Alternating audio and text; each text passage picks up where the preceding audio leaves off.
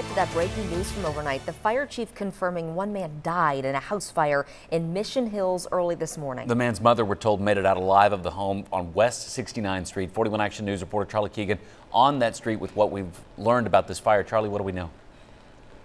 Well, Taylor, this home is right across the street from Indian Hills Country Club, and like we've been able to confirm, the fire chief told us that a man in his 50s died in a fire inside this house, and that man's mother, who's in her 90s, tried to put this fire out with a coat, but had to save herself. The fire was just too strong and escaped out of the house herself. Now, as you take a look at the video and of this house, it doesn't look like much was damaged on the outside, but the fire chief tells us that the inside is very damaged, and the fire mostly contained to the living room there on the first floor. He said that early this morning, the smoke alarms went off, waking up that woman in her 90s who was upstairs and asleep. When she got downstairs, she saw the fire in the living room. She saw her son in that area of the fire.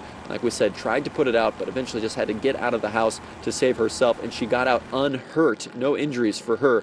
The fire chief told us that had she stayed in there any longer, this fire very easily could have gotten to her as well. So now the next steps are to try and determine what caused this fire. We know that an investigator from the fire department was inside this house early this morning after they had put out the fire and ventilated the home, trying to look for any clues in there. He will be getting some help from a representative with the state fire marshal's office who's sending a crew here later this morning.